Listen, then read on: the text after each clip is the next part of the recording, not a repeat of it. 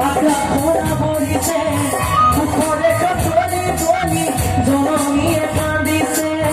তেজা দেখা বাবুয়ে নুয়ে বিরল কাজে কাজিছে দেখ সাথী পচা বলে তখন কেন লাগিছে ভাবে আসু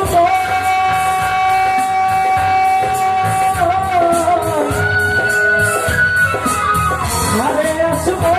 আরু হাত জনব